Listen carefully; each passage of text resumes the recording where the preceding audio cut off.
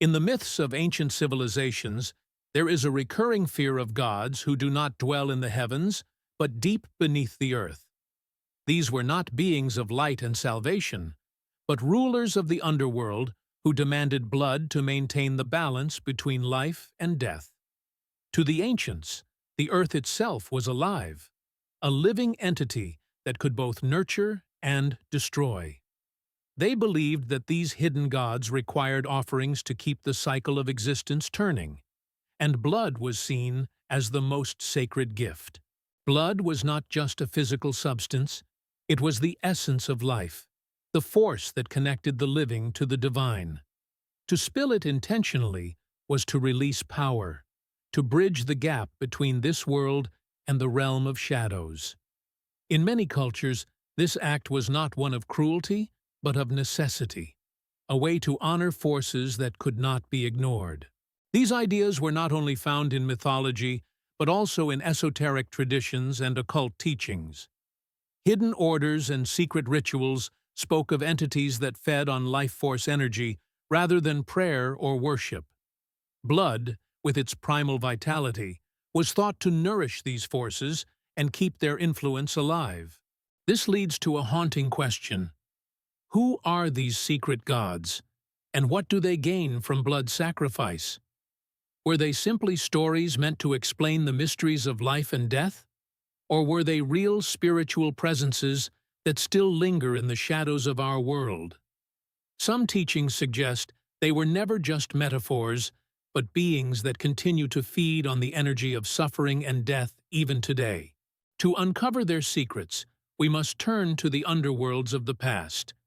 Every great civilization, from Egypt to Greece, from Mesopotamia to the Aztecs, spoke of shadowed realms beneath the earth, where the dead traveled, where gods waited, and where blood was the currency of passage. The Egyptians believed that the Duat, the land of the dead, was not a place of final rest, but of transformation. Souls were tested, weighed, and judged, and offerings to the gods of the underworld were crucial to ensure safe passage. Blood, they believed, carried the Ka, the spiritual essence that linked mortal life to divine power. In Mesopotamia, the underworld known as Irkalla was ruled by Ereshkigal. Here, blood held a darker meaning. It was both an offering and a binding contract, used to keep spirits at rest, or to summon them into the world of the living. Without proper offerings, the dead were said to rise and bring misfortune to the living. Greek mythology spoke of Hades, a silent realm of shadows, but its chthonic gods often demanded recognition. Certain rituals and cults spilled the blood of animals to feed the spirits of the dead.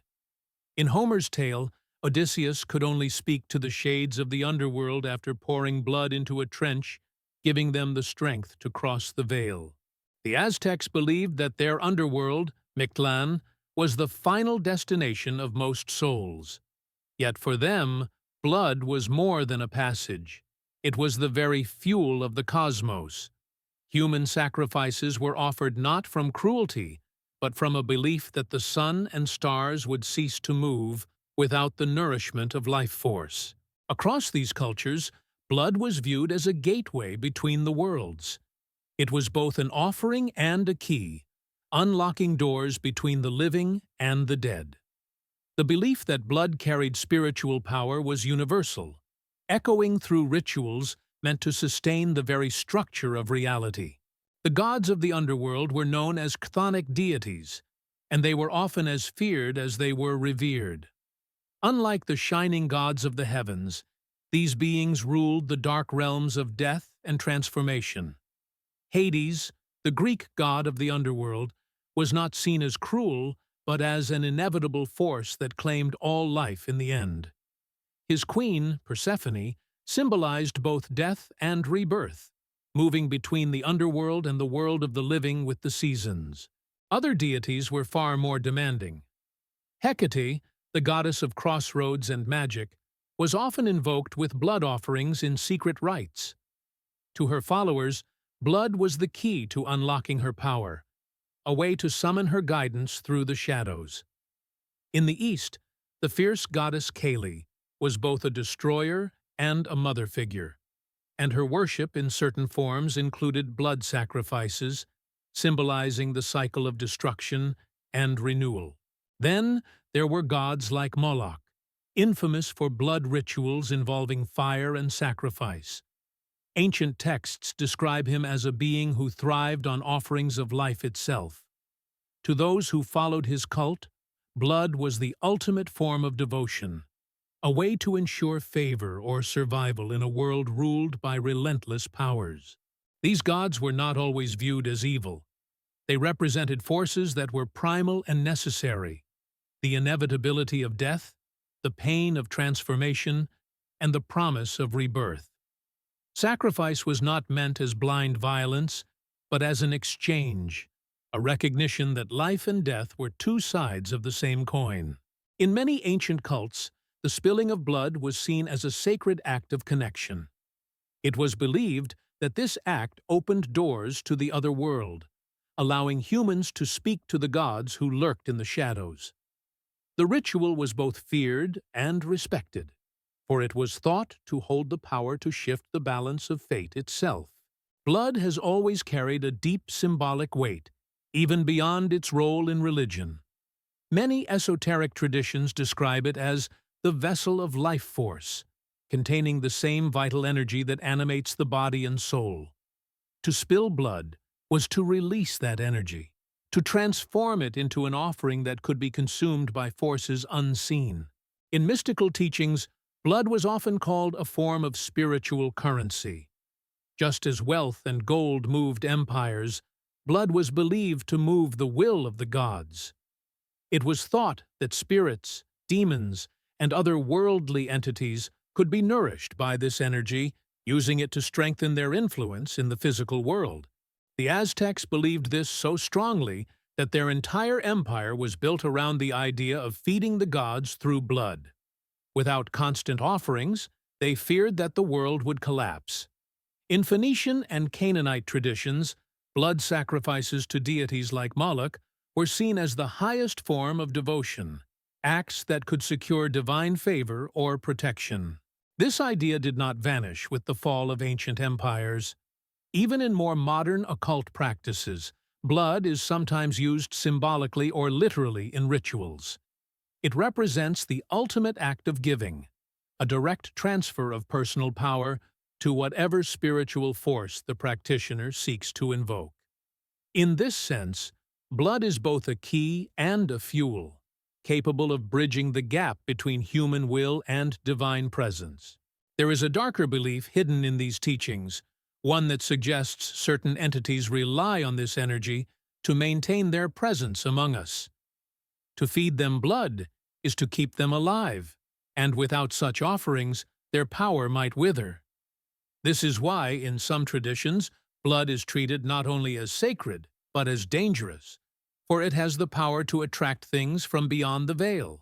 Throughout history, whispers of blood cults have surfaced in connection with secret societies and priesthoods. These groups were said to preserve the old rites, passing down rituals meant to maintain contact with the gods of the underworld.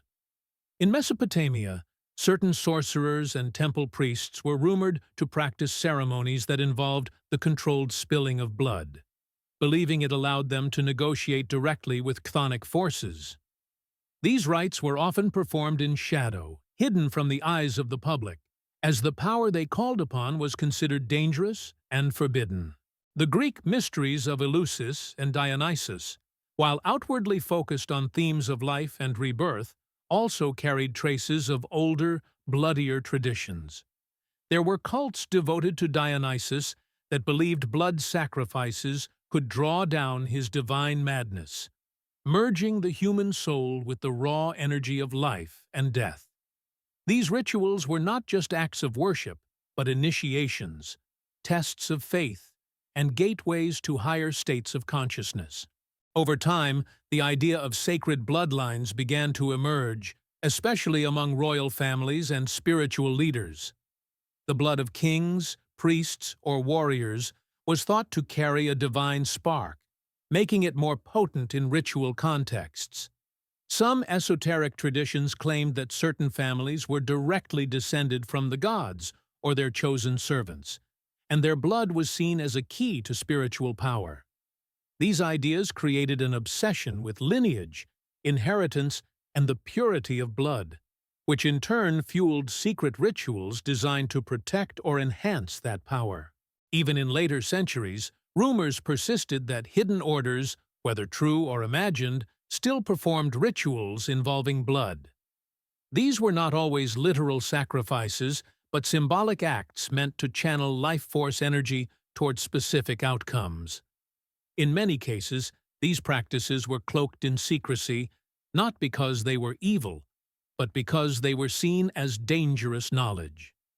To wield blood as a tool was to handle fire. It could empower, but it could also consume. Some scholars argue that these traditions were less about appeasing external gods and more about manipulating spiritual energy. Blood, in this sense, was a tool of transformation, a way to control unseen forces rather than simply honor them. Yet, to the outside world, these rites often appeared dark and terrifying, giving rise to the myths of cults that worshipped underworld powers through violence and sacrifice. The deeper meaning of blood rituals often goes beyond the physical act of sacrifice. In many esoteric systems, blood represents life, fear, and the surrender of the self. When a person offers blood, whether their own or another's, it symbolizes the giving up of something precious, something that defines their very existence. This act is not always about cruelty, but about acknowledging that life is fleeting, fragile, and bound to forces larger than the individual. Psychologically, blood rituals can be seen as a confrontation with mortality. They force the participants to face the reality of death, to recognize the raw and unfiltered truth of what it means to live and die. For those who practice them, these rites were not meant to inspire terror, but to transform fear into strength. The spilling of blood was a symbolic death, a way to let go of the ego and awaken to a higher spiritual reality. Esoteric teachings often interpret blood as a doorway to deeper states of consciousness.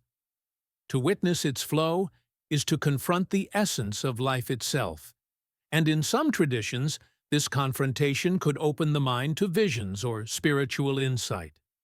It was believed that through blood, one could make contact with other worlds, either by feeding spirits or by symbolically crossing into their realm. Outsiders, however, often misunderstood these practices. Without understanding their metaphysical meaning, they saw only violence and darkness. Over time, this led to the demonization of blood rituals, turning them into tales of savage cults and evil gods. In truth, many of these rites were less about destruction and more about transformation, death serving as the seed for renewal and spiritual awakening. Not all spiritual traditions accepted the need for blood as an offering. Within the depths of esoteric thought, there has always been a current that speaks of liberation from these darker forces. These teachings claim that the true divine does not demand suffering, nor does it feed on fear or death. Instead, it calls for inner transformation, the kind that does not require sacrifice of the body, but a profound awakening of the soul. This path focuses on the alchemy of the self, the slow and deliberate process of turning fear into wisdom and ignorance into understanding.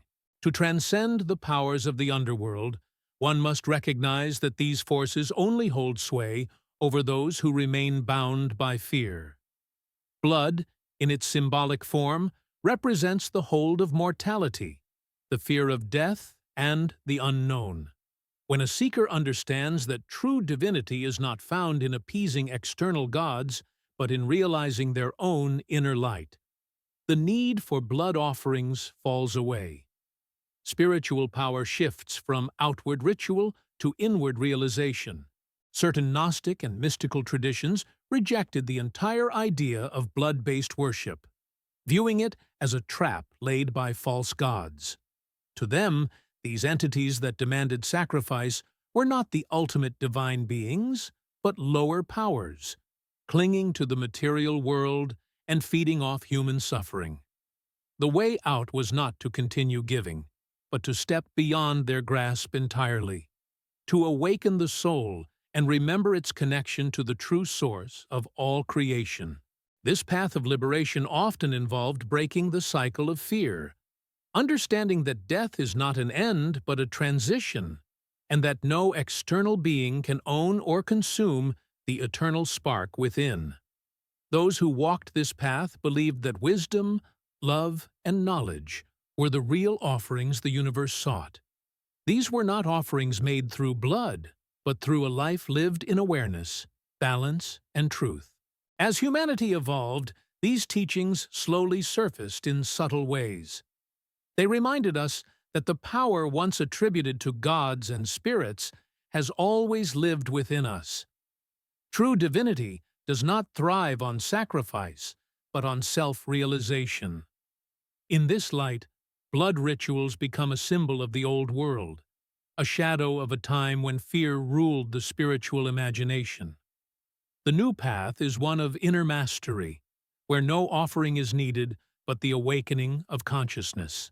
Even though the age of grand temples and blood-soaked altars has passed, the question remains, have we truly left these gods behind? Their presence lingers in our myths, in the stories of the underworld that have shaped our cultures for millennia. Some would argue that they still rule, not through altars or priests, but by feeding on the modern forms of suffering that saturate the world. Wars, fear, and the collective pain of humanity. In this way, the ancient gods of blood may have simply taken on new masks, thriving on the energy we unconsciously give them.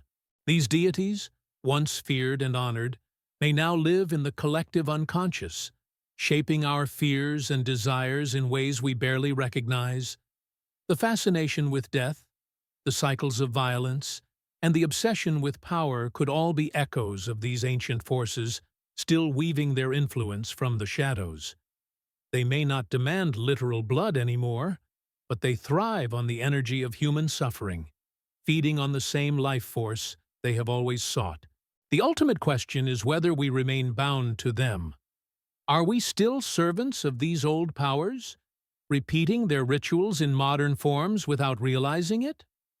Or can we step beyond them, reclaiming the life force they once claimed as their own? To answer this, we must confront the shadows within ourselves, for it is there that these gods are strongest. In the end, humanity's relationship with these hidden powers is a reflection of our relationship with death itself. We fear it, we try to control it, and we build myths to make sense of it. But perhaps true freedom comes when we stop feeding the shadows and begin seeking the light within. Only then can we know whether these gods still rule or whether their era has finally come to an end.